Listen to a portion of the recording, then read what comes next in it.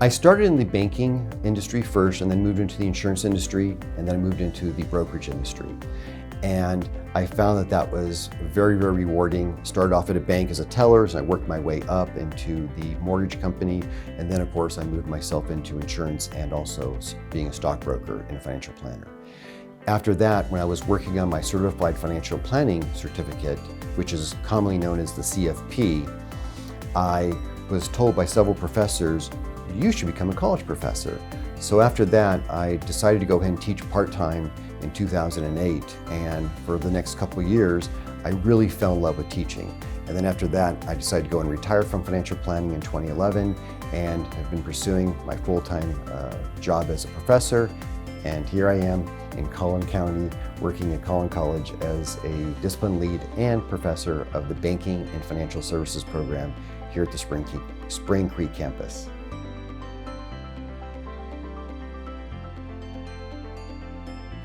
A typical workday in the financial planning industry is pretty simple.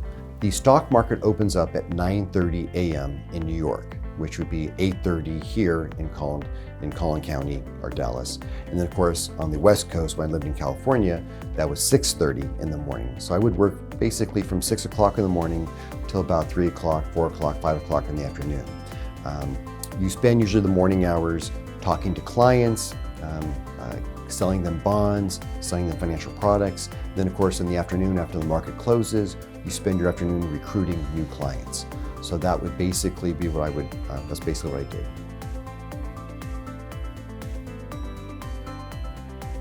An engaging personality would be the most important thing. You have to really love people and really like to help people. That should be number one. Also, making money is also another thing that you should also enjoy too, because there's a lot of money to be made in the industry.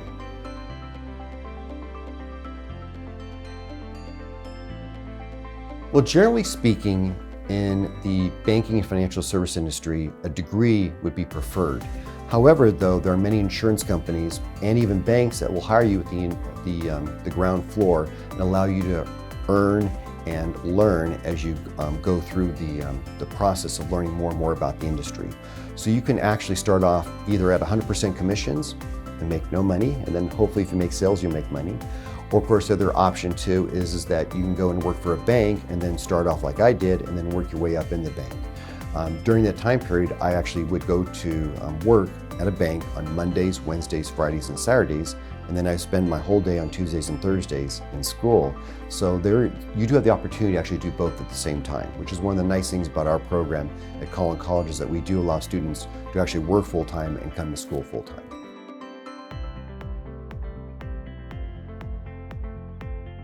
Well, obviously math and technology and writing and communication skills are extremely important in the banking and financial service industry.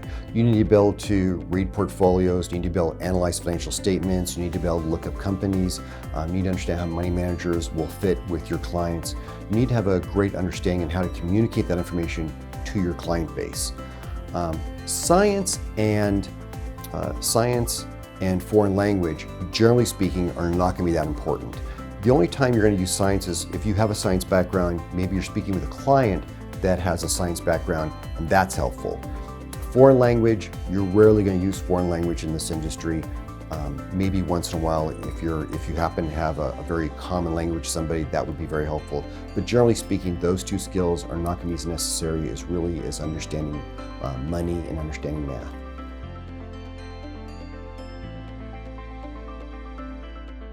Well, the skills you will learn in the banking and financial service industry program that we have is that you're going to learn about communications, you're going to learn about sales, negotiations, money, you're going to learn about the financial markets and how the financial industry operates and how you can help clients be successful.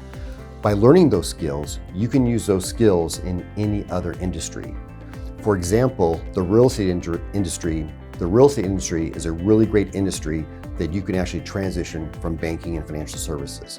You have a lot of the same exact skill sets, so it's really important that you learn these skill sets because you can use them almost in any industry in the world.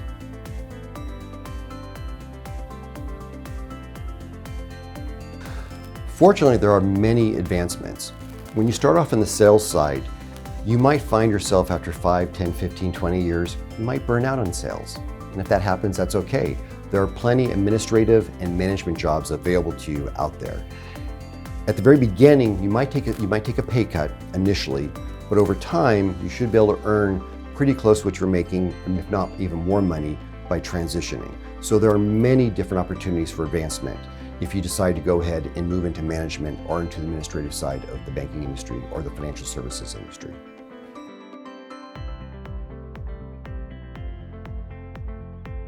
Well, earning a degree would be the very first thing I would recommend. If you need to start off in the industry in the bottom floor, nothing wrong with that. That's what I did.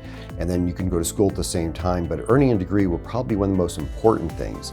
I can tell you right now from my current students, I'm finding a lot of students right now that are my age and older that are back earning their degree because they never did earn their certificate, they never did earn their associate's degree or even a bachelor's degree, so now they're back in school. So if you can do it while you're young, that would be my recommendation, that you get out there.